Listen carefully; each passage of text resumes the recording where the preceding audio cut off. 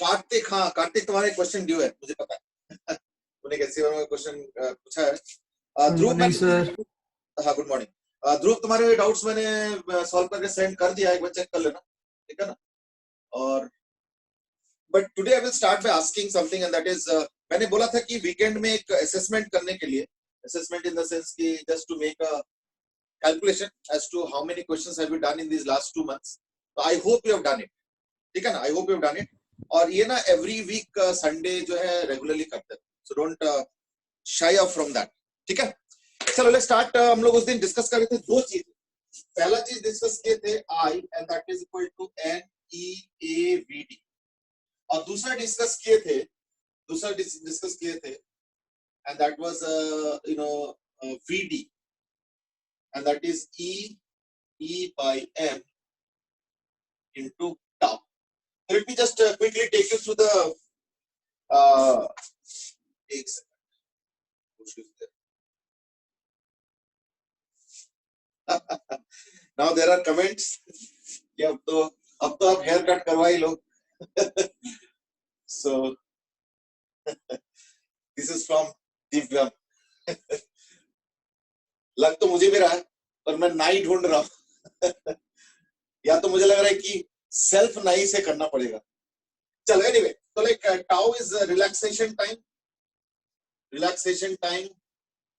VD तो हो गया drift speed, that everybody knows by now. और तो कुछ नहीं है। N is not charge density। कई बार ना कंफ्यूजन रहता है, N is not charge density, ध्यान रखना। N is called as charge carrier density, ठीक है। अच्छा एक और चीज ध्यान रखना इज दैट कि कई बार ना दोनों चीजें इकट्ठे होता है। नाउ यू माइट से कौन सा दोनों चीजें? दोनों चीज बोलते पॉजिटिव भी जा रहा है, नेगेटिव भी जा रहा है। जैसे ये जो हमने किया ना, ये mainly we have discussed about electrons. ये जो ई मैंने डिस्कस किया, ये ई को हमने इलेक्ट्रॉन ही माना, बट देन ये कोई जरूरी नहीं है। कई बार जैसे इलेक्ट्रोलिसिस में it's not the negative ion which moves, it's also the positive ion. तो देखो इलेक्ट्रोलिसिस में क्या होगा, N1 E1 AVD1 और फिर N2 E2 AVD2 वगैरह वगैरह। या अगर कोई सिस्टम में, अब ये तो क्वेश्चन बनाने वाले के ऊपर है, तो कोई सिस्टम में अगर कई सारे टाइप ऑफ चार्जेस होता है, इन that case I will be, यानी ये जो फॉर्मूला है बदल जाएगा, I will be sigma Ni EI। Now you might see EI क्या होता है ना। देखो सपोज अगर जिंक आयन, मैं एक एग्जांपल ले रहा हूं, जिंक आयन मूव कर रहा है तो EI हो जाएगा 2E, है या नहीं। एल्यूमिनियम आयन मूव कर रहा है ना, या मान लो फॉस्फेट आयन मूव कर रहा है, तो इन दैट केस के 3E हो जाएगा।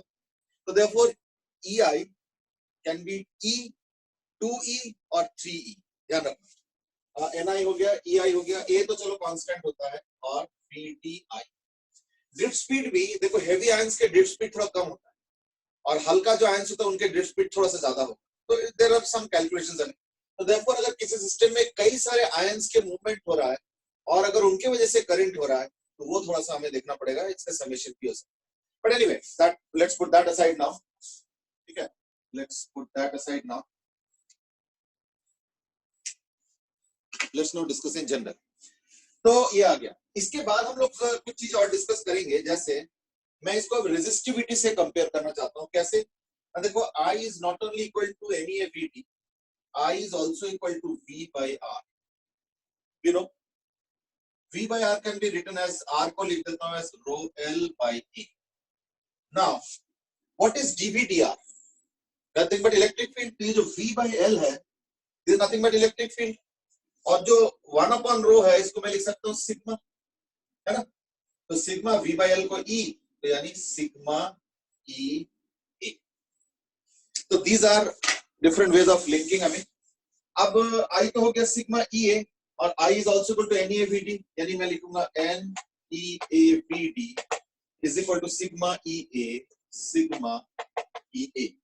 तो देखो A कैंसिल, है ना, तो यानी मैं लिख सकता हूं सिग्मा को as NeVD by E। Now drift speed per unit electric field, ये देखो drift speed per unit electric field है VD by E। इसके लिए एक नया टर्म इंट्रोड्यूस किया गया है, that is NE mu, where mu is called as electric mobility. This is defined as the mobility of the charges. जो भी इलेक्ट्रॉन्स मूव कर रहे हैं उसका मोबिलिटी. डेफिनेशन क्या होता है? Drift speed per unit electric field. तो मोबिलिटी का डेफिनेशन है drift speed per unit electric field. Okay, drift speed per unit electric field, that's what is mobility. Okay, इसको थोड़ा सा और एक तरीके से मैं लिख सकता हूं, एंड दैट इज मैं ड्रिफ्ट स्पीड को तो ये भी लिख सकता हूं vd की जगह e m by tau. So therefore there is another way of writing it. There is another way of writing it, and that is sigma को मैं लिख सकता हूं as सिग्मा को लिख सकता हूं ne by e into vd, and vd is e tau by m. यानी e tau by m. तो इससे e कैंसिल हो गया तो n e square tau by m is equal to n e square tau by m. ठीक है ना? या यानी हमारे पास कई रिलेशन आ गए. एक तो सिग्मा इज इक्वल टू ये आ गया, पूरा ही कह देता हूं. एक sigma is equal to N E mu आ गया. एक आ गया I is equal to NEAVD, और ये भी वही फॉर्मूला है, कोई अलग सा कुछ नहीं है. और VD is equal to E tau by M. Sigma is obviously 1 upon resistivity and that is conductivity. कहां लिखूं? सिग्मा चलो ये लिखो, ठीक है ना. Sigma is basically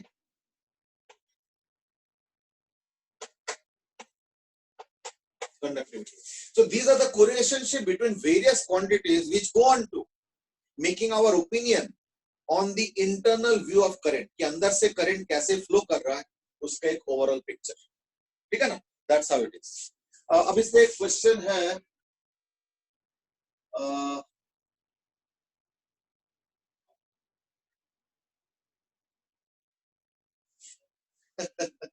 there are some interesting observations going on कि आज कर्टेन दिख नहीं रहे. अब क्या करें, ये सब तो घर का ही पार्ट है. कर्टेन तो है लेकिन थोड़ा साइड कर दिया, बीच में आ गया था बोर्ड के बीच. चलो अब देखो हमारे पास डिस्ट्रैक्शन करने के लिए कितना कुछ है. इसको कर्टेन नजर आ रहा है.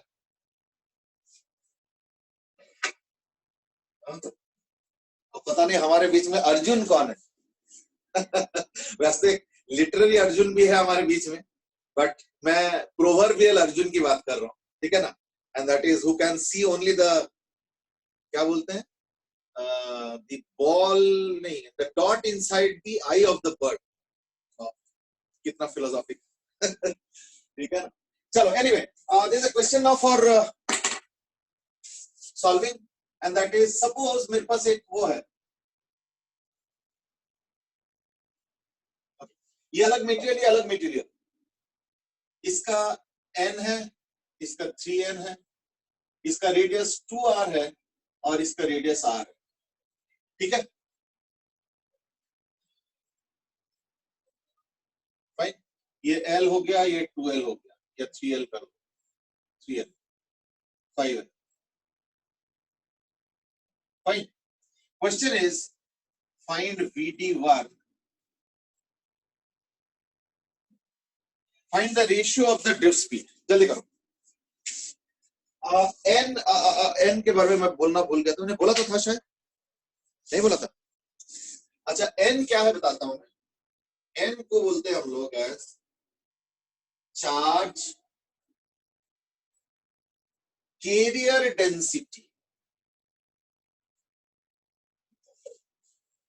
See, there is a difference between charge density and charge carrier density.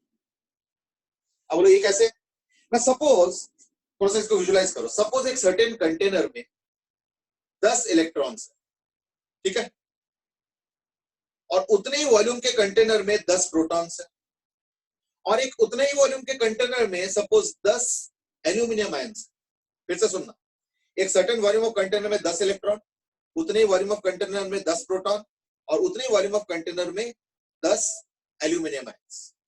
हो गए। अब अगर पूछोगे चार्ज कैरियर डेंसिटी का रेशियो क्या है, तो आंसर इज 1:1:1। क्यों? इसमें भी 10 इलेक्ट्रॉन उतने वॉल्यूम में, इसमें भी 10 इलेक्ट्रॉन उतने वॉल्यूम में, और उसमें भी 10 एल्यूमिनियम आयन उतने वॉल्यूम में। तो चार्ज कैरियर डेंसिटी हो गया 1:1:1, यानी 10:10:10 या 10/v 10/v 10/v, तो वो तो 1:1:1। लेकिन मैं चार्ज डेंसिटी पूछूंगा, और अगर मान लो सिर्फ मैग्नीट्यूड चाहिए, क्योंकि चार्ज डेंसिटी में साइन भी आता है, तो चलो एक सेकंड के लिए मैं साइन को हटा ही देता हूं।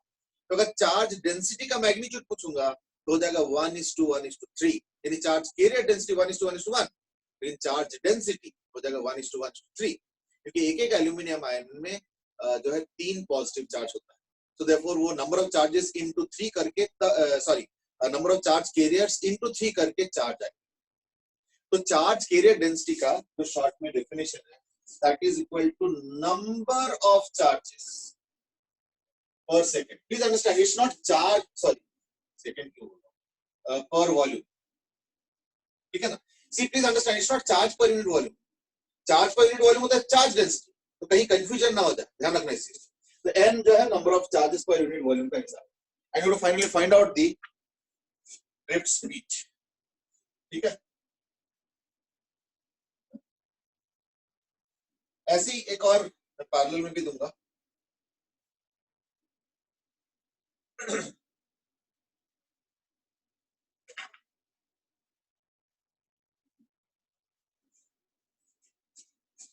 ओके, धैर्य ने तुरंत आंसर दे दिया, and that is Karthik has said, how did we get the second formula of okay, now there are a few interesting questions. एक तो अक्षित ने पूछा n क्या है, सत्यम ने पूछा है ये टाउ कैसे निकाल सकते हैं। Tau means that relaxation time. Okay सुनो, टाउ निकालने का एक्सपेरिमेंटल कोई मेथड नहीं है, ठीक है ना, एक्सपेरिमेंटल कोई मेथड नहीं है। इनफैक्ट पता है इलेक्ट्रिक करंट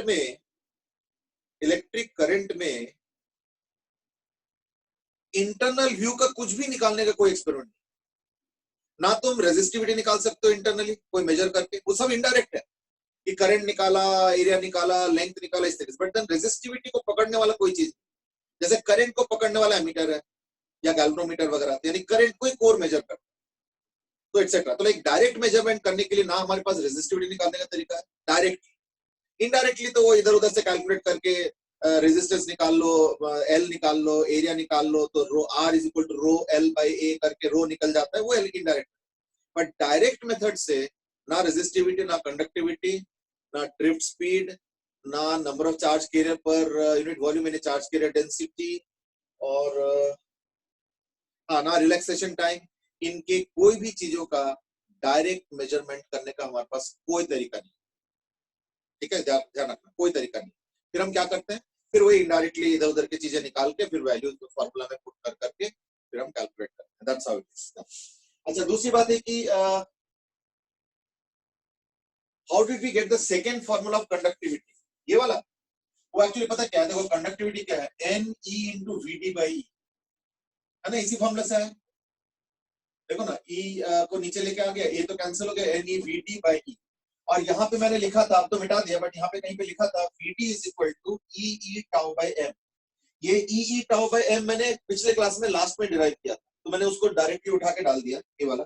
इसको मैं फिर से डिराइव नहीं कर रहा हूँ, तो that you can put directly, तो एन ई बाई ई, है ना, एन ई बाई ई ये आ गया, और वी डी के जगह मैंने ये पुट कर दिया, then you get the second expression. ठीक है ना, तो लेट्स कैरी ऑन। तो number of charge per unit. अच्छा, इसमें क्या है कि देखो सीरीज में इसके करंट सेम होगा, यानी N E A V D is equal to N E A into VD2. So therefore, VD1 is to VD2 is equal to 12:1. ठीक है, तो 2-3 जन ने ऑलरेडी आंसर दे दिया 12:1, and that's right. अक्षित दास की ये फॉर्मूला सही है, ये एक्सपेरिमेंटल प्रूफ कैसे हुआ? नहीं, फॉर्मूला तो हमने डिराइव किया, तो फॉर्मूला तो हमने डिराइव किया, तो इसलिए ऐसे तो कोई दिक्कत नहीं। फॉर्मूला भी डिराइव अकॉर्डिंग टू प्रोसीजर, कोई ऐसे हमने अलग से कुछ नहीं किया, इसलिए फॉर्मूला तो इतना जल्दी शक नहीं करेंगे। Satyam has another made a comment. That is, can we say that charge carrier density can be maximum half of charge density? Maximum? नहीं समझे नहीं। चार्ज देखो, सपोज, अच्छा चलो ठीक है, अब वो जो मैंने एग्जांपल दिया था ना, 10 और 10 चार्ज कैरियर्स, लेकिन एक में एल्यूमिनियम है, उसमें चार्ज डेंसिटी क्या होगा बताओ? 10 इलेक्ट्रॉन इंटू 1.6 इंटू 10⁻19। देखो कहाँ number of charge per unit volume है 10/v, और चार्ज कैरियर डेंसिटी 10/v, और चार्ज डेंसिटी क्या है 10 इंटू 1.6 इंटू 10⁻19/v। तो मैग्नीट्यूड में अगर देखो तो बहुत हेरा फेरी है ना। तो I don't know what exactly you are asking, but charge carrier density और चार्ज डेंसिटी में जमीन आसमान फर्क। मैं एक चीज बताता हूँ, देखो इलेक्ट्रॉन का एक मेटल में चार्ज कैरियर डेंसिटी पता है कितना आता है? थोड़ा सा मुझे एस्टिमेट बनाने दो, लगभग mole, almost in the range of 10 to the power 27 में आएगा, ऑलमोस्ट इन द रेंज। यानी चार्ज कैरियर डेंसिटी एक मेटल में almost in the range of 10 to the power 27 आता है। जबकि अगर चार्ज डेंसिटी कैलकुलेट करोगे तो उसका वैल्यू बहुत कम आएगा। मतलब ऑर्डर में अगर पूछोगे, थोड़ा सा अप्रोक्सीमेट बताना पड़ेगा, इतना जल्दी कैलकुलेट करना मुश्किल है। अप्रोक्सीमेट अगर बताओगे तो चार्ज डेंसिटी हो जाएगा लगभग 10 टू द पावर 7-8 के रेंज। यानी चार्ज एक मेटल में charge carrier density 10 to the power 27 के रेंज में होता है, थोड़ा सा ऊपर नीचे मान लो, और charge density 10 to the power 6-7 के रेंज। तो therefore they are not comparable terms. ऐसे मत सोचो कि उसका आधा या 1/3, नो, ऐसे बहुत जमीन आसमान फर्क, ठीक है ना। लो अपना अनिरुद्ध अपना गेम शुरू कर दिया, प्लीज बेटे ऐसे मत, इट लुक्स वेरी चाइल्डिश।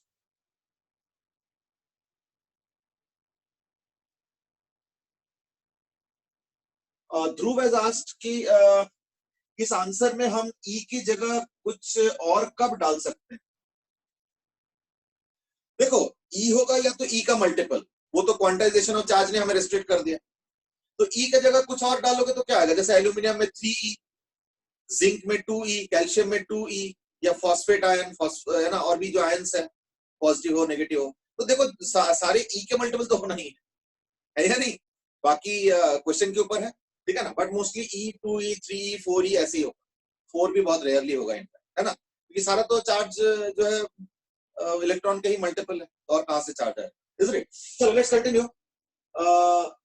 मुझे एक्चुअली इस क्वेश्चन का वो पैरेलल भी पूछना था। मैं क्या करता हूं, इन दोनों को अब मैं पैरेलल में रख देता हूं, तो देखो the question remains almost the same. यही क्वेश्चन है ये वाला, यानी N R N 2R 5L L रो 2 रो, ठीक है ना। तो question is VD1 is to VD2.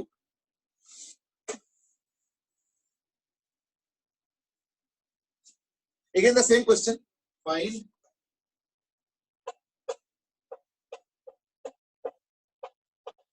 VD1 is to VD2. ध्रुव ने एक और क्वेश्चन पूछा, कुछ नहीं गिवन है तो हम क्या ई लेंगे? समझे नहीं। देखो हम लोग किस कंटेक्स्ट में बात कर रहे हैं, मेटल, तो मेटल में तो ई का अलावा कुछ हो ही नहीं सकता, है ना। वो फिर आप 2e 3 वगैरह की बात कब कर रहे हो? वो इलेक्ट्रोलिसिस में हो सकता है। देखो एक सॉलिड के अंदर, चाहे वो मेटल हो चाहे जो भी मतलब कंडक्टर हो, है ना, चाहे कंपाउंड के फॉर्म में हो चाहे कैसे भी हो, डजंट मैटर, कई कंपाउंड्स भी कंडक्टिंग होता है, कई एलिमेंट्स भी कंडक्टिंग होता है, दैट्स हाउ। तो देयरफॉर अगर एक सॉलिड के अंदर अगर मान लो चार्ज फ्लो हो रहा है, तो then the only value of E that you can take is E only. लेकिन अगर इलेक्ट्रोलिसिस के अंदर काउंट कर रहे हो तो वहां पे आयंस के मूवमेंट होता है, या अगर कई बार गैसियस डिस्चार्ज चल रहा है, तो गैसेस में तो देखो, जैसे मैं एक एग्जांपल बताता हूँ, इसको थोड़ा सा केमिकल तरीके से एनालाइज करें, दैट इज जैसे सपोज एक टनल में मैंने एक एंड पे एक रेडियो एक्टिव सैंपल डाल दिया, है ना, रेडियो एक्टिव सैंपल, और मान लो वो रेडियो एक्टिव सैंपल जो है अल्फा डीके कर रहा है। तुम लोगों को तो अल्फा डीके के बारे में मालूम है, तो इसलिए कोई नया तो नहीं है। तो वो अल्फा पार्टिकल, क्योंकि ट्यूब है, एक कोने में रेडियो एक्टिव पार्टिकल रखा है, तो अल्फा पार्टिकल्स का जो स्ट्रीम है वो बाहर निकल रहा है, तो ट्यूब में से बाहर निकल रहा है। तो वो जो ट्यूब में से अल्फा पार्टिकल्स फ्लो कर रहा है, दैट इज आल्सो करंट। तो उसमें ई की जगह क्या लेंगे, 2e। तो वो घूम फिर के देखना वही E2E ऐसे ही होगा। और मेटल के अंदर तो एक ही पॉसिबिलिटी है, और तो कुछ हो ही नहीं सकता है, एंड दैट इज E। तो E के अलावा कब हो सकता है, एक तो गैसियस करंट में, वहां पता नहीं कौन सा क्या फ्लो कर रहा है, और दूसरा है इलेक्ट्रोलिसिस यानी लिक्विड्स के अंदर अगर कोई वो चीज चल रहा है तो करंट चल रहा है। So those are the variations, not beyond this. एक आंसर आ चुका है, खुशी ने दिया है 15:1, धैर्य ने दिया 30:1। अच्छा नहीं, खुशी ने भी अपना आंसर चेंज किए बाद में 30:1। ओके, पहली बात तो इस बार जो करंट है वो सेम तो होगा नहीं शायद, वो तो थोड़ा रेजिस्टेंस डिपेंडेंट है या नहीं। तो इस बार जो करंट होगा, ऊपर वाले का रेजिस्टेंस है rho L by pi R square, तो इसको सपोज मैं कह देता हूँ आर नॉट, है ना, रो एल बाई, इसका एल दिया, एल, अच्छा एल तो लिखा, तो rho L by pi R square दिया। दूसरे का हो गया rho L by pi R square, यानी दैट इज इक्वल टू, है ना, 5/2 आर नॉट, यानी 1:5/2, है ना, यानी 2:5, यानी I1 ये 2:5 में रेजिस्टेंस रेशियो है ना, 2:5, हाँ 2:5, तो करंट रेशियो 5:2 होगा, यानी I1 by I2 is equal to 5/2, ये पैरेलल में है। और I1 क्या होगा, N E A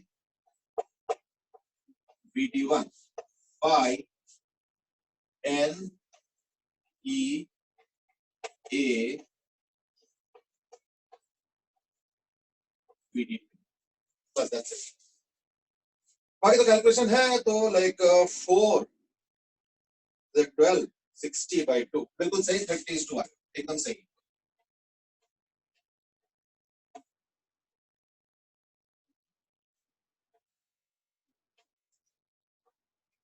ठीक है ना, बिल्कुल सही। और 30:1 एकदम करेक्ट आंसर है। उसके बाद कईयों ने दिया, अक्षित ने भी दिया, मनन वगैरह, धैर्य के बाद मनन, कुश, शिवम, थोड़ा सा कैलकुलेशन चेक करो, 15:2 नहीं है, 30:1 इज द करेक्ट आंसर, ठीक है ना, एंड सो ऑन। तो दैट्स हाउ इट हैपेंस। अच्छा, इस पे देखना क्वेश्चंस जे एडवांस में तो आते नहीं है जनरली, ये ड्रिफ्ट वेलोसिटी और वो सब चीजों पे, बट यस आई मीन ऐसे कोई रोक टोक नहीं है, आ तो सकता है, बट मेंस पे देखना एक आध क्वेश्चन आया हुआ है पिछले 5-6 साल अगर देखोगे, तो एक आध क्वेश्चन जो है आया हुआ। और प्लस मेंस में एक चक्कर ये भी हो जाता है ना कि इतने सेट्स हो जाता है, I mean, इतने दिन तक एग्जाम चलता रहता है, इतने सेट्स रहता है कि कोई ना कोई सेट पे तो आ ही जाता है ड्रिफ्ट स्पीड का एंड। तो देखो मेंस के लिए ये वाला टॉपिक जो हमने किया ना, internal view of current, mains के लिए ज्यादा इंपॉर्टेंट है, एडवांस पे इसके ऊपर बहुत कम क्वेश्चन आता है, बट ठीक है, टॉपिक तो टॉपिक है, यू कांट नेग्लेक्ट इट, ठीक है ना। चलो let's proceed to the next thing, and that is discussion on what is called as star delta method, ठीक है। स्टार डेल्टा मेथड को कई बार बोला जाता है स्टार डेल्टा कन्वर्जन। एक्चुअली कई बार ना देखना सर्किट में फंस जाता है, सर्किट कैसे फंस जाता है, तो थोड़ा घुमा फिरा के कॉम्प्लिकेटेड से सर्किट आ जाता है, और फिर हमें किरचॉफ्स लॉ, अच्छा अगर उसमें सिमेट्री है तब तो ये ज्वाइन वाइन करके एंड ऑल दोस थिंग्स जो हमने सिमेट्री के कई एस्पेक्ट्स देखा था, तो उससे सॉल्व होता है। बट अगर मान लो वो भी नहीं है, 3 7 2 5 4 ऐसे तो कोई सिमेट्री भी आ नहीं पाता, ना न्यूमेरिकल सिमेट्री है ना ज्योमेट्रिकल, तो क्या करें, है ना। तो ऐसे में हमारे लिए जो मेन रास्ता रह जाता है, जिसको हम लोग ब्रह्मास्त्र बोलाता है, इज दैट जो कि हर क्वेश्चन को सॉल्व कर सकता है, वो है Kirchhoff's law. But then Kirchhoff's law के साथ दिक्कत क्या होती है, बहुत कम्बरसम है, लंबा मेथड है। ऐसे में हम लोग जनरली प्रेफर क्या करते हैं कि कोई ऑल्टरनेटिव, तो दिस इज वन ऑल्टरनेटिव, ठीक है ना, कई बार थोड़ा सा हेल्प कर देता है। अब इसमें होता क्या है कि दो टाइप के अरेंजमेंट होता है, इसको हम लोग बोलते हैं डेल्टा अरेंजमेंट, ये डेल्टा हो, और इसको हम लोग बोलते हैं स्टार अरेंजमेंट, ठीक है ना। तो हम लोग एक काम करते हैं, जैसे इसके टर्मिनल्स का नाम दे देता हूँ, capital A, capital B, capital C, और इसका भी ऐसे फिर नाम दे दो ए बी सी, ठीक है ना। इसका नाम दे देता हूँ आर ए बी, इसका आर ए सी, और इसका आर बी सी। कई बार क्या होता है, ऐसे अगर अरेंजमेंट दिया हुआ है और इस तरीके से अरेंजमेंट के चक्कर में सपोज क्वेश्चन फंस रहा, थोड़ा दिक्कत आ रहा है, तो ऐसे में हम लोग क्या करते हैं, इसको कन्वर्ट करते हैं, कन्वर्ट इनटू व्हाट दिस। यानी आज हम लोग कर रहे हैं इसको इसमें कन्वर्ट करना, है ना, और वापस इसको इसमें convert, conversion of this into this and vice versa, ठीक है। तो उसके लिए ना मैं एक नेमिंग सीक्वेंस कर देता हूँ, जैसे एक काम करो, इसको R1 कर दो, बी वाले को R2 कर देता हूँ, और सी वाले को R3। यानी इस तरीके से अगर रेजिस्टेंस 3 दिया हुआ है तो R A R B type का नाम जो है इस तरीके से, उसको हम कन्वर्ट कर रहे हैं into R1 R2 and R3। तो कैसे करें, है ना। तो मैं काम करता हूँ, मैं ना, क्योंकि ये और ये इक्विवेलेंट है तो हर तरीके से इक्विवेलेंट होना चाहिए, तो इसलिए मैं काम करता हूँ, मैं जो है ना पहले इन दोनों को ज्वाइन करता हूँ,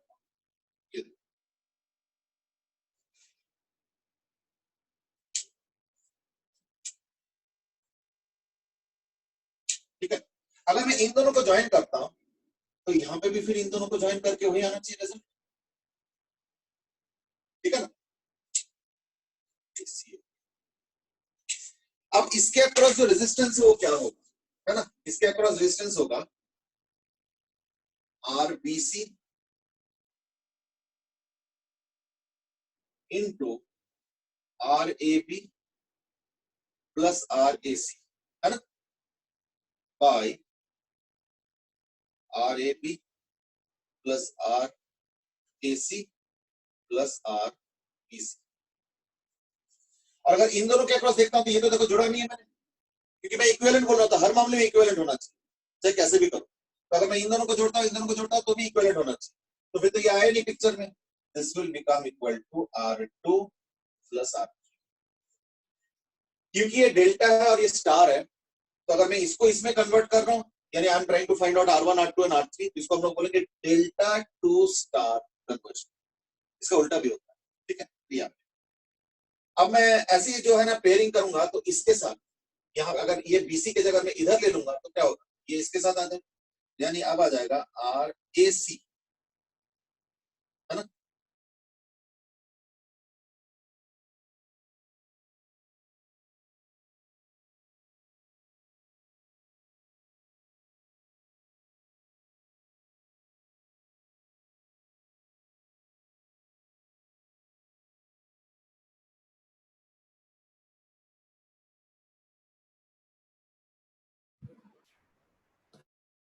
सर आप म्यूट हो। Sir you are mute. A B into, कोई सवाल है, कुछ पूछ रहे थे, R A B into R A C plus R B C by वही R A B plus R A B C plus R A C plus R B C is equal to R1 plus R, ठीक है ना। तो अब मुझे कोई सा भी एक निकालना है, सपोज मैं क्या करूं, मैं काम करता हूं, जैसे सपोज एक काम किया जा सकता है, एंड दैट इज, है ना,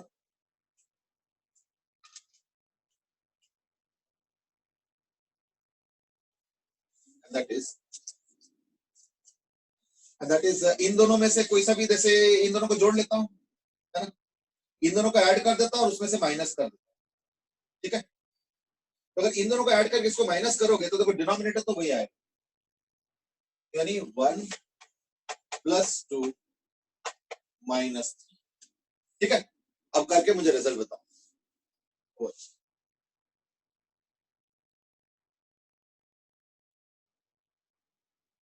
ज्वाइनिंग, अनिरुद्ध तो थे पहले, डिस्टर्बेंस हो जाता है कई बार अंदर बाहर क्या करें, है ना। चलो एनीवे, अब मुझे सॉल्व करके बताओ कि इसका रिजल्ट क्या आ रहा है। 1 + 2 इन दोनों को ऐड करूंगा तो R1 R3 दो बार आएगा, और माइनस R3 मतलब इक्वेशन 3 करूंगा तो R1 और R2 कैंसिल हो जाएगा, तो ट्वाइस R3 आ जाएगा उससे, है ना, ट्वाइस R3 आ जाएगा। गो अहेड एंड कैलकुलेट, बताओ क्या रिजल्ट है।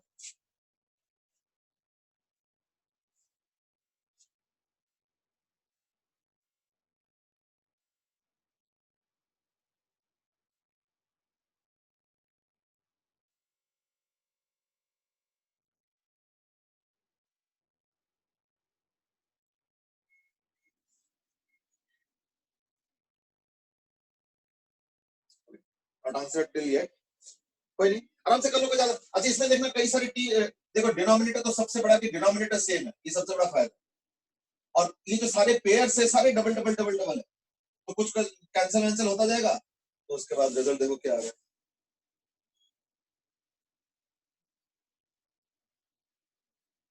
I think Dhairya has given the first correct answer. Manan थोड़ा सा गड़बड़ है, वो थोड़ा ठीक कर लो, आरती का थोड़ा सा गड़बड़ है, ठीक है। कार्तिक एंड धैर्य has given the right answer.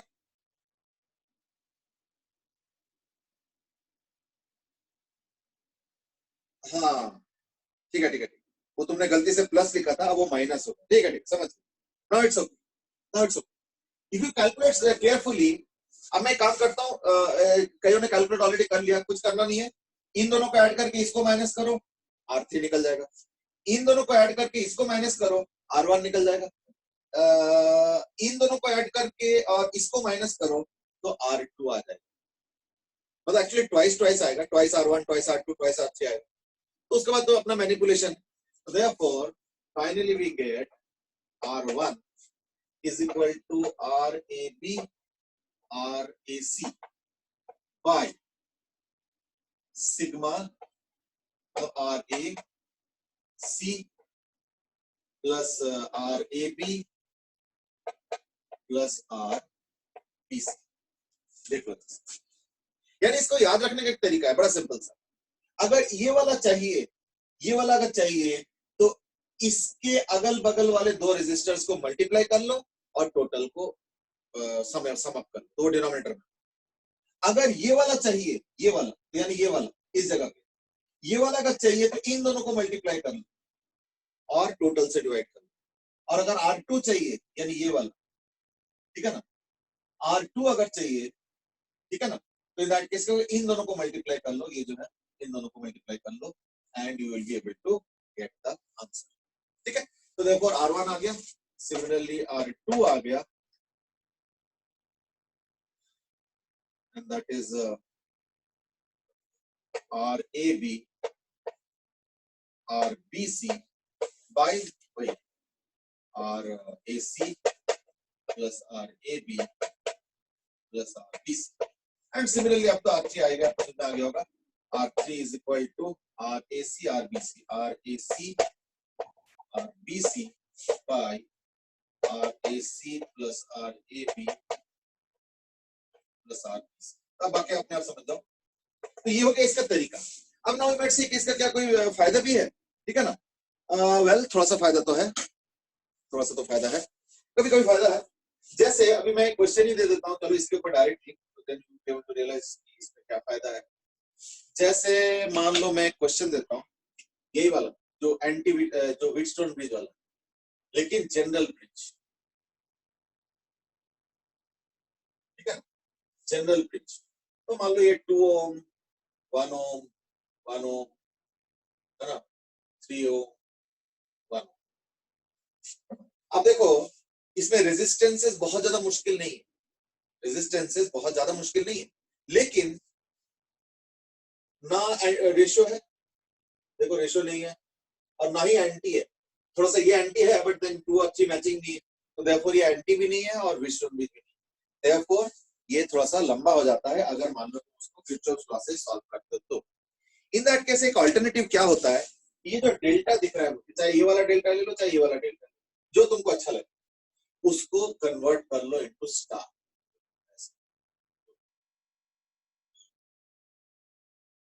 उससे क्या होगा, उससे क्या होगा, एक ये अलग से रेजिस्टेंस आ गया, इन्हें अब ये तो हट जाएगा, है ना।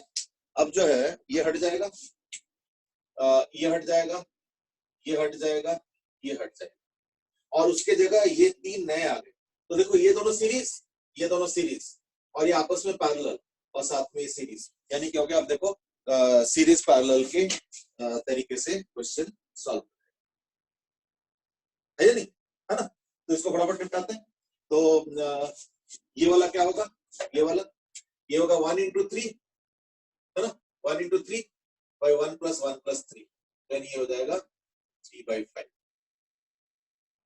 ठीक है। ये कितना होगा, 1 into 1 by 1 plus 1 plus 3, यानी 1/5, और ये क्या होगा 1 into 3, ये भी 1 into 3 है, ठीक है, ये भी हो गया 3/5, यानी अब इसका इक्विवेलेंट बन गया, इसका इक्विवेलेंट बन जाएगा अब, यानी विदाउट किरचॉफ्स लॉ जो है इसका इक्विवेलेंट अब बन जाएगा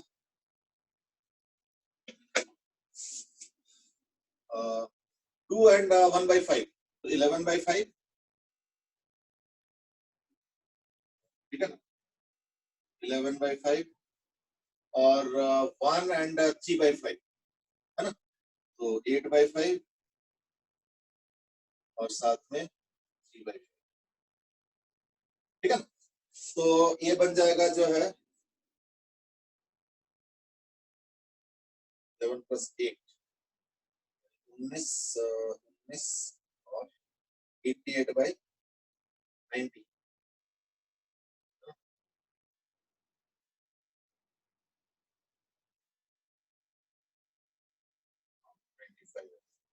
तो ये हो जाएगा फिर इक्वल टू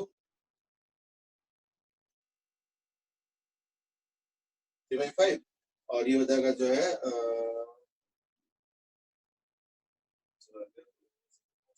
88/95, ठीक है ना। तो 19 जो है 57, तो 85 130 145/95, so this will be equivalent to 145, sorry, 88 plus 57, 130 140 145/95, तो मतलब वही 19 करके जो भी आएगा, ठीक है ना, लाइक 29/19, ये आ गया। जो मैं कैलकुलेशन में चेक कर लेना, यानी 29/19 इज द करेक्ट आंसर, बिल्कुल सही, कई और ने फटाफट आंसर भी निकाल दिया, और वही 29/19 ही आ रहा है। हाँ, नाउ वी हैव गॉट, थोड़ा सा एक आध जने का आंसर अलग आया है, कार्तिक थोड़ा कैलकुलेशन मिस्टेक चेक कर लो, धैर्य ने भी पहले कैलकुलेशन मिस्टेक किया था, तो ठीक कर दिया सब, ठीक है ना, या दैट्स राइट, यानी नाउ एवरीबॉडी इज गॉट। अब देखो इमेजिन करो, ये याद रखना हमने क्वेश्चन पहले भी किया हुआ, हमने किरचॉफ्स लॉ यूज करके किया है, और हमने 3 लूप्स लेके किया है, एक अंदर का लूप, एक अंदर का लूप, और एक बाहर का वो सेल वेल लगा के एक और लूप, और फिर अंदर वाले में से I1 I2 को एलिमिनेट करके I के टर्म्स में लिखो, और फिर बाहर वाले लूप में उसको पुट करो, फिर V by I का वैल्यू आता है, that is supposed to be the equal resistance, and by now you must have realized that it's a very cumbersome process, है ना, so that you must have already understood, ठीक है। अच्छा, ये तो हो गया एक arrangement, and that is delta को हमने स्टार में कन्वर्ट, कभी कभार थोड़ा सा कम जरूरत पड़ता है, बट कभी कभी स्टार को भी डेल्टा करना पड़ सकता है, ऑल डिपेंड्स, है ना। तो इन दैट केस क्या करेंगे, नोटेशन सही रख, सेम रखो तो ज्यादा अच्छा है ना, नोटेशन सेम रखता हूँ।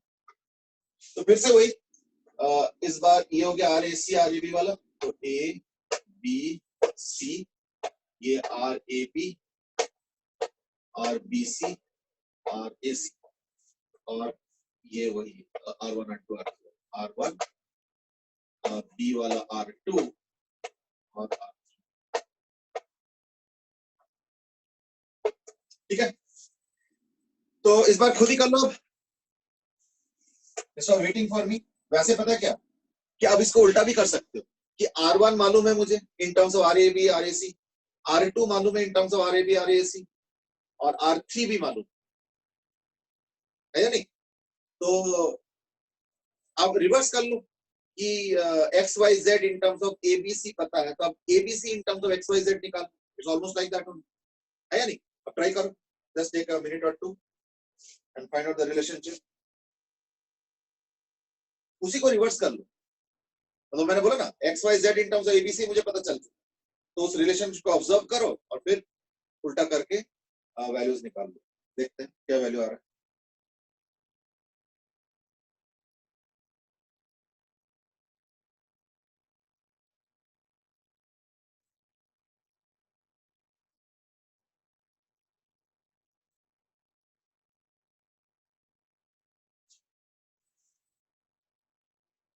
अच्छा हाँ, बाय द वे इस बार निकालना क्या है, इस बार निकालना है R, this time you to find out R A B, R A B C and R A C in terms of R one R two R, तो आर ए बी निकालना है, आर बी सी निकालना है और एक are A सी निकालना है।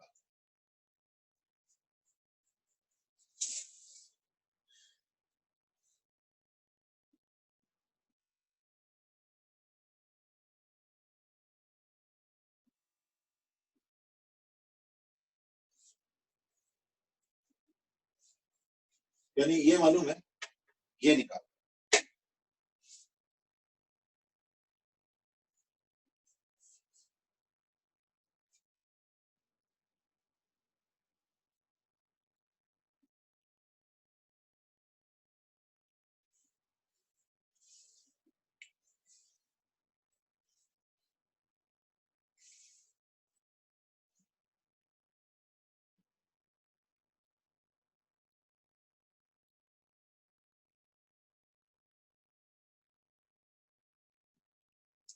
इस बार सजेस्टेड ये रहा है कि जो हम लोगों ने वैल्यूज निकाला था R1 R2 R3 उनको इनवर्स कर, इनवर्स, तो 1 by R A 1 by R1 आ गया, 1 बाय R2 आ गया, 1 बाय R3 आ गया,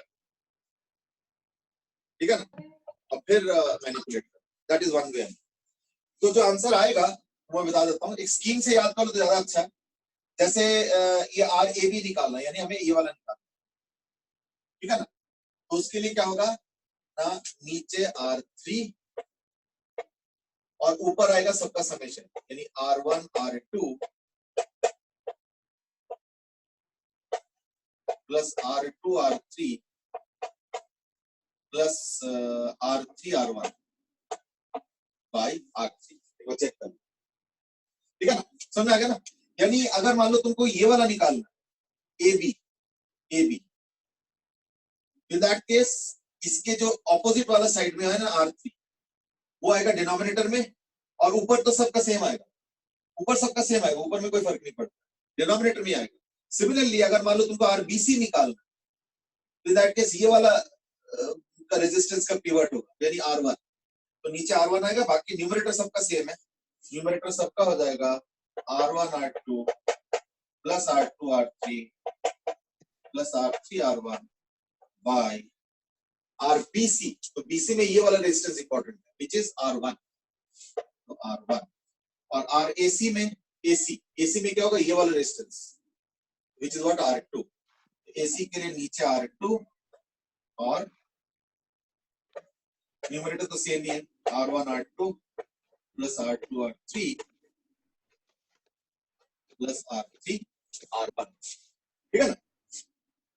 हाँ, अक्षित ने और धैर्य ने आंसर दिया है, ठीक है, बिल्कुल सही आंसर दिया, बिल्कुल सही आंसर दिया, दैट्स द राइट आंसर, ठीक है ना? तो यानी उससे क्या होगा ना कि अगर तुमको स्टार को, मतलब इस बार कन्वर्जन उल्टा है, ध्यान रखना, इस बार स्टार टू डेल्टा है, इस बार यहां से जा रहा हूं, स्टार, पिछली बार का था डेल्टा टू स्टार, इस बार स्टार टू डेल्टा, ठीक है? स्कीम से याद रहेगा, अदरवाइज इतने बड़े फॉर्मूले तो याद नहीं रहेगा, स्कीम से याद है कि ये वाला करना है तो उसका अपोजिट वाला सिंगल रेजिस्टेंस, और डिनोमिनेटर में और न्यूमरेटर में तो समेशन, वो तो यूनिफॉर्म, ठीक है, तो कोई दिक्कत नहीं है उसमें।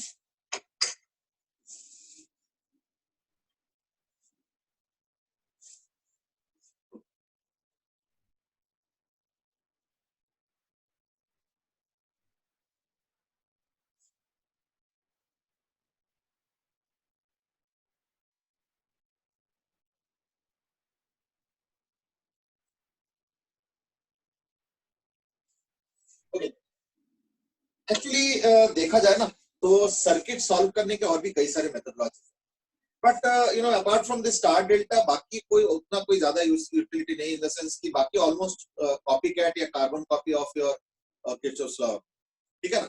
सो therefore there is not much of a difference. वैसे देखना जब अगर इलेक्ट्रिकल इंजीनियरिंग करते हो तो for these same circuits there are different methods like Norton's method and Thevenin's method. फिर किसी एक पॉइंट को एक सर्टेन पोटेंशियल को असाइन करके हम कहते हैं इसको नोडल एनालिसिस करते हैं। There are quite a few, but उतना ज्यादा यूजफुल नहीं है। जो है मेनली तो किरचॉफ्स लॉ से सॉल्व होना है। जो हम लोगों के लेवल पे जो क्वेश्चंस आएंगे कुछ सिमेट्री से सॉल्व होगा और कुछ रूटीन सीरीज पैरेलल। कभी कभार हो सकता है कि स्टार डेल्टा कन्वर्जन से फायदा हो सकता है, तो that's why we discussed this star delta as well, ठीक है ना। मोर और less we have come to the end of discussion of the chapter. तो अब तो जो है you to now again do the same thing as we have been doing in every chapter, and that is take over into questions, ठीक है ना। तो like अब क्वेश्चंस ही टेक ओवर करो, इन द सेंस कि नाउ स्टार्ट डूइंग क्वेश्चंस। एक question Karthik ने पूछा था तो उसके ही था, तो like maybe we will just do it in the class as an exercise only. तो मैं सबको दे देता हूँ और फिर डिस्कशन भी कर लेते हैं, शायद उतना ही टाइम बचा भी है। और क्वेश्चन कुछ इस तरीके का है, मुझे एग्जैक्ट वैल्यूज तो याद नहीं है तो इसलिए मैं थोड़ा अपना वैल्यूज दे दूंगा शायद, है ना।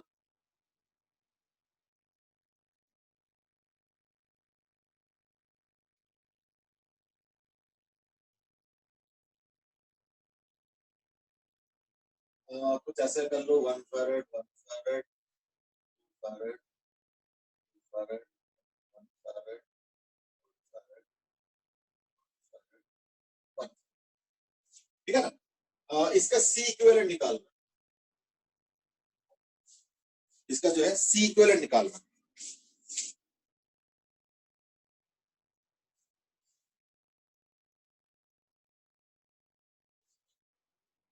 रोहन सेज की कैपेसिटर्स में भी एक दो क्वेश्चन आपने दिया था, और रोहन एक काम कर सकते हो, उसको क्वेश्चन को ग्रुप में डाल सकते हो।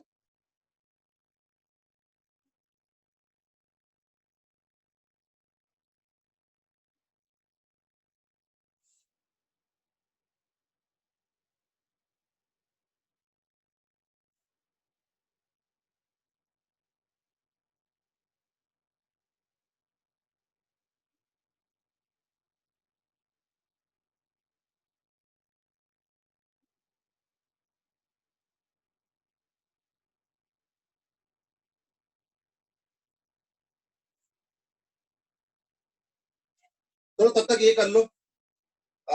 अक्षित सेज की नोडल एनालिसिस वाला भी एक बार बता देना। तो अगर नोडल में इंटरेस्ट है तो फिर थोड़ा सा थेवेनिन और नॉर्टन भी। चलो एक काम करें, कुछ और टाइप के सर्किट्स का डिस्कस कर लेंगे। हाँ एक ये वाला क्वेश्चन भी दिया था, ठीक है ठीक है, मुझे याद आ रहा है, ठीक है। चलो इसको फटाफट निपटाते हैं पहले, है ना। इसको पहले निपटाते हैं।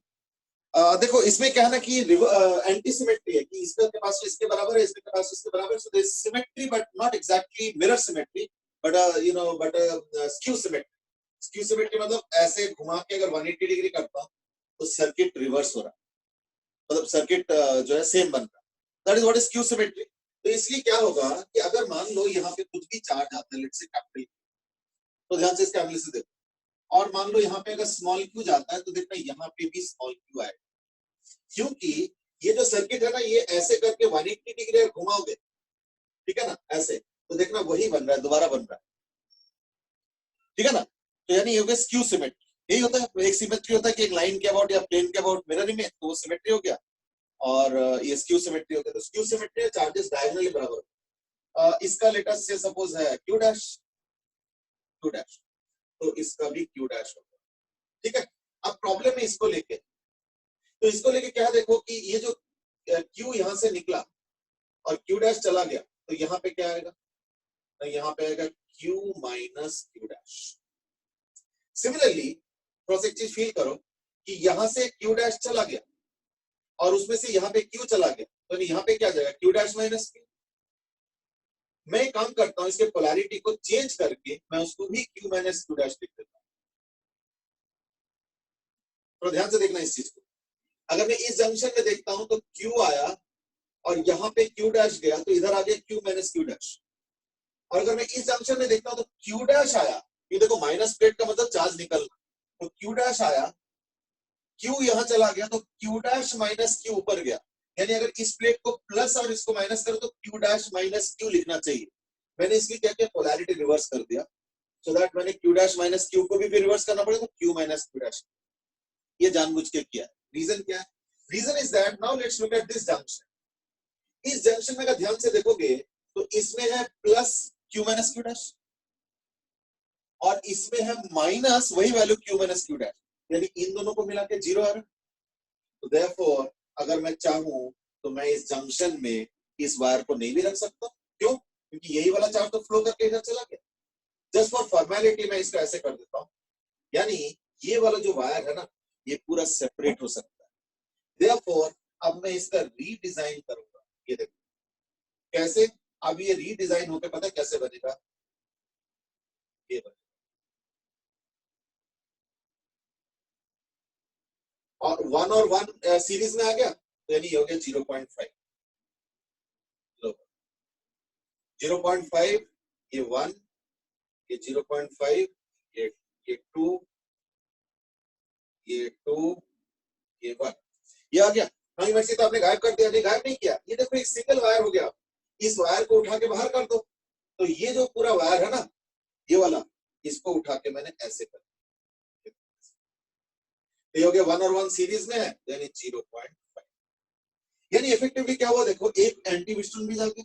अब इसको सॉल्व करना तो हमें आता है ना, इसको सॉल्व करना हमें आता है, और ये भी पैरेलल में आ गया 0.5, दैट्स इट। तो यानी क्या होगा, ये जो सिस्टम है ये एंटी विस्टर्न ब्रिज के अंदर आ गया, which we know how to solve. और ये जो वायर है ये वाला, ये अलग से ही एक वायर बन गया इसका 0.5, यानी एंटी विस्टर्न ब्रिज पहले सॉल्व करो और प्लस 0.5 कर लो तो आंसर आ जाएगा। So that is the way of reducing the circuit. ठीक है, Kartik, you had asked it I mean earlier, एक बार प्लीज देख। ध्रुव ने आंसर दिया इसका 11/6 और रोहन बोल रहे 3.5। तो मैंने सॉल्व नहीं किया, तो now I think you take over and solve it. अब इस तरीके से क्वेश्चन अब क्या करना है सॉल्व, है ना, टाइम वो खराब होगा। ठीक है ना। Now Karthik has asked can we use star delta method, बिल्कुल चल सकता है, लेकिन कैपेसिटर में जो स्टार डेल्टा मेथड है उसमें फॉर्मूला पलट जाता है। क्यों? क्योंकि उसमें तो रेजिस्टेंस सीरीज और पैरेलल का हिसाब उल्टा हो जाता है ना, तो वो R1 R2 की जगह फिर वो 1/C करके देना, दैट्स द डिफरेंस। फाइन, अब हम चलते हैं दूसरा वाला क्वेश्चन जो दिया है, ये थोड़ा सा लंबा है, I don't know whether you will be able to complete it और नॉट, बट एटलीस्ट ठीक है, एटलीस्ट स्टार्ट करा दूंगा तो आई थिंक बाकी तो कर ही लोगे। ठीक है, और वो ये वाला है।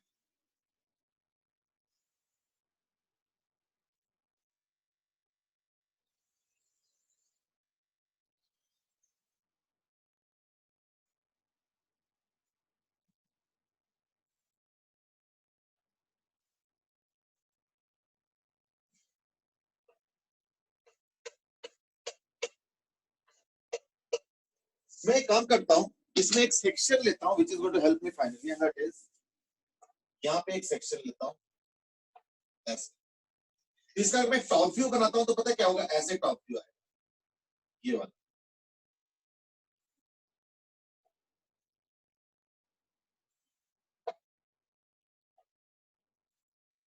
तो वो सेक्शन एक्चुअली यहाँ पे है, ये x हो गया और ये हो गया dx। ठीक है ना, ये वाला dx। तो अगर इसका लेंथ l है मान लो, और अगर इसका ब्रेड्थ b है, ये लेंथ हो गया l और ये ब्रेड्थ b है, तो यहाँ पे ना दो कैपेसिटर आ गया। तो मान लो अगर ये एप्सिलॉन R1 है और अगर ये एप्सिलॉन R2 है, तो ये जो पोर्शन है ये सपोज हो गया DC1 और ये जो पोर्शन है ये सपोज DC2। ठीक है ना। अब वो कैसे निकालेंगे, अब देखो DC1, या एक काम करो और DC, यानी इस पूरे को ऐसे कैपेसिटर लेना यहाँ पे, तो ये DC1 ये DC2। तो DC क्या होगा ना, ये दोनों देखो, ये जो प्लेट है ना उसमें से ये वाला हिस्सा एक कैपेसिटर है, ये वाला हिस्सा एक कैपेसिटर, तो ये दोनों जो है ना यहां से लेके यहां तक सीरीज में, तो therefore I will write 1 by dc is equal to 1 upon dc1. dc1 क्या आएगा? dc1 आएगा epsilon r1 into epsilon naught into A बोलते क्या होगा? ये वाला एरिया यानी b dx बाय, ठीक है, ये होगा dc1 plus dc2 1 upon dc2 यानी 1 बाय, ये क्या आएगा देखो जरा, है ना, समझ रहे हो ना? तो ये आएगा ये वाला डिस्टेंस और ये वाला इसका डिस्टेंस। तो इसको कैसे सॉल्व करेंगे ना, मान लो इसका जो डिस्टेंस है वो है सपोज स्मॉल डी लूंगा तो दिक्कत आएगा, तो मैं इसको ना टी ले लूं, ठीक है। तो अगर इसको y ले लूं तो दैट केस क्या होगा? ये तो x है, तो x by l is equal to y by T, है ना, x by l is equal to y by T. तो dc1 मान में क्या हो जाएगा? t माइनस y, है ना, और y क्या है ना, tx बाई l, तो t minus tx by l, इसको t लिया तो y by t is equal to x by पूरा l, उससे y आ गया, ये y आ गया, है ना, ये y आ गया, और ये क्या होगा? ये होगा ऑब्वियसली t माइनस y, तो t माइनस y, ये होगा 1 by dc plus 1 by dc2। अब dc2 क्या होगा? Epsilon r2 into epsilon naught into a बोलते क्या है? b dx बाय, है ना, बाय, इसको पूरा ब्रैकेट में डाल दें, तो इसको ब्रैकेट में डाल दें, by y, and y is dx by l। ये हो गया 1 बाय dc।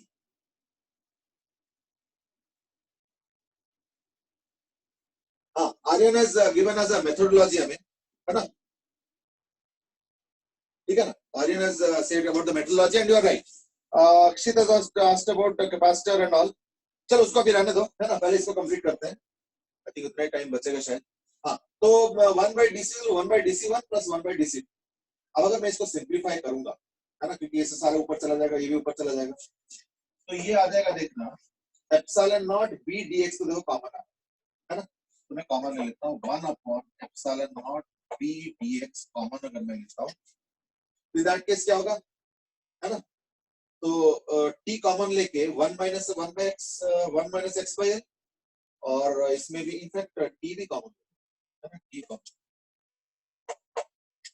t अगर कॉमन ले लेता हूँ, है ना, ऊपर जा रहा है, तो t अगर मैं कॉमन ले लेता हूँ तो आ जाएगा 1 upon epsilon r1 into 1 minus x by l plus epsilon r2 into x by l। एक बार देख लो अच्छे से,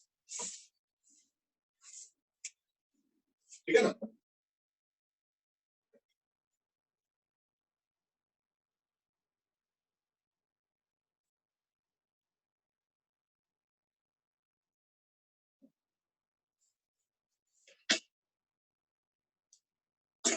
लेकिन ये 1 बाई dc है, हमें dc चाहिए, तो dc क्या होगा फाइनली? dc विल बी, ऊपर चला गया, तो epsilon b by t into dx by, है ना, dx बाई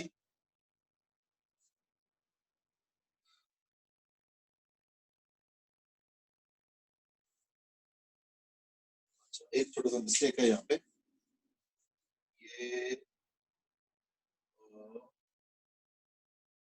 एप्सिलॉन r1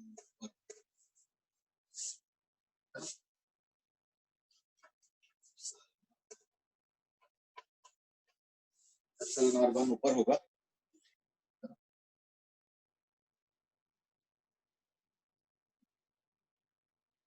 नहीं बल्कि ये वाला होगा, है ना, 1 by epsilon r t by 1 by epsilon r t 1 by epsilon वो गलत, ठीक है, 1 बाई एप्सिलॉन 2, है ना, और अगर l भी कॉमन लेना चाहते हो l भी ले सकते हो वैसे तो, तो एक काम करता हूँ t और l भी कॉमन ले लेता हूँ, है ना, उससे ये फायदा होगा उससे ये फायदा हो जाएगा कि अब हमारे पास आ गया L/ε/R1, तो है ना 1/ε/R1 माइनस x कॉमन लेके 1/ε/R2 माइनस 1/ε/R1, कुछ ऐसे आ, ठीक है। अभी तो a minus B X format में तो ln को तो लाऊंगा ही, यानी कहां से कहां तक ना, जीरो से लेके l, जीरो से लेके l इज इक्वल टू, है ना, epsilon not b by t into l into ये वाला 1 आएगा बाहर और एक माइनस भी आएगा, 1/ε/R2 minus 1/ε/R1 into ln, ये पूरा एक्सप्रेशन है into ln 1/ε/R1 minus x into 1/ε/R2 minus ε/R1 और फिर लिमिट्स हो गया जीरो से लेके l, ठीक है, is equal to minus of epsilon not b by, चाहो तो सिंप्लीफाई कर लो, ε/R1 ε/R2 by t into l into ε/R1 minus ε/R2 into ln। अब देखो अगर मैं l को यहाँ पुट करता हूँ,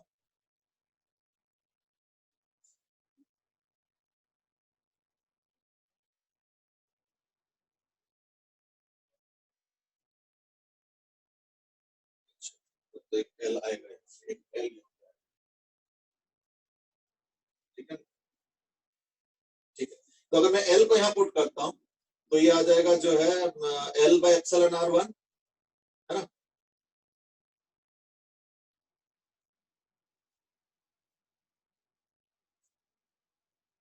माइनस ε/R2,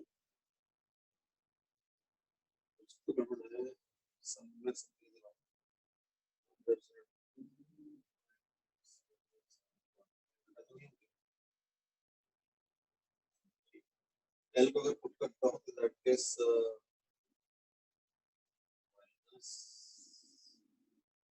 अच्छा सॉरी ये प्लस, ये माइनस अगर करेंगे तो ये माइनस, ठीक है ना, यानी ये कैंसिल हो गया तो बचेगा एप्सिलॉन x L/ε/R2 बाय, अगर मैं जीरो पुट कर दो तो भी खत्म कर दो L/ε/R1, यानी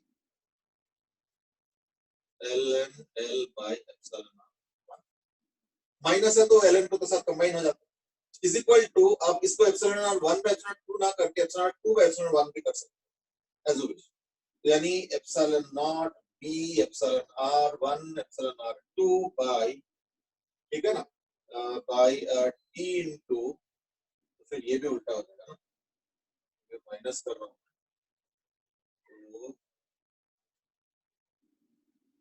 तो ε/1 माइनस ε/2,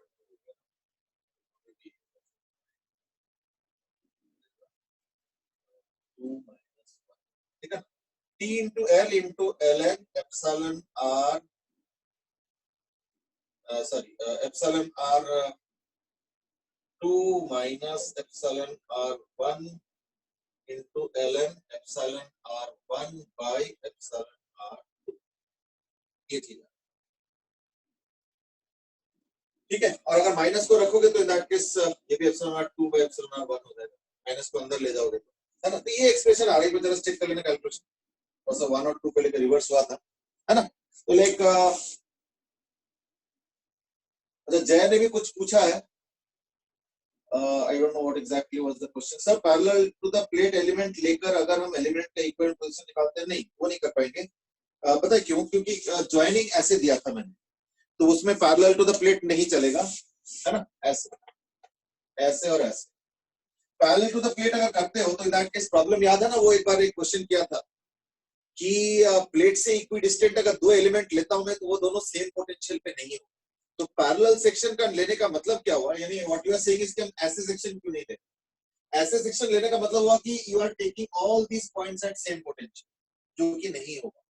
हाँ, इस टाइप का एक क्वेश्चन अगर याद होगा हमने किया, और इस वजह से शुरू में एक मेथड बताया था, मतलब बताया क्या था, मतलब कईयों ने सॉल्व करके बताया था, फिर मैंने उसमें एक मिस्टेक छोटा सा पॉइंट आउट किया था कि हर सेक्शन में फील्ड सेम की तरह होनी नहीं होता, लेकिन एक चीज है कि अगर मैं यहाँ पे सेक्शन लेता हूं तो जो पोटेंशियल डिफरेंस होगा और ये जो मैंने सेक्शन लिया उसका पोटेंशियल डिफरेंस वो हमेशा सेम है, क्योंकि ये दोनों प्लेट्स है मेटल, ऊपर वाले और नीचे वाला। तो देखो मेटल प्लेट होने के कारण जो ये दोनों के अक्रॉस पोटेंशियल डिफरेंस सेम है, ये हमेशा ट्रूथ होगा। लेकिन अगर मैं ऐसे एक सेक्शन ले लेता हूँ, इन दैट केस यहाँ का पोटेंशियल्स सेम होना गारंटीड नहीं है, और इस केस में इनफैक्ट होगा भी। ये अलग अलग सेक्शंस में अलग अलग टाइप का फील्ड का पैटर्न बनेगा। इसका डायलेक्ट्रिक अलग है, ये पोर्शन अलग हो गया, ये पोर्शन अलग, ये पोर्शन अलग, तो वो सिमेट्री है नहीं, और इस वजह से parallel to the metal plate इस बार सेक्शन हम नहीं ले पाए। ठीक है ना? चलो, I think that's it what we have in store for you as far as today is concern. तो कल इसको थोड़ा सा और कंटिन्यू करके maybe either we wind up tomorrow और maybe we can even start the next chapter. ठीक है, चलो आज के लिए इतना ही फिर। ठीक है, एक आध क्वेश्चन शायद रह गया तो चलो कोई नहीं, कल डिस्कस कर ले। ठीक है ना? चलो, okay, thank you sir. Thank you, thank you sir. Thank you, sir. Thank you, sir. Bye. Thank you, sir.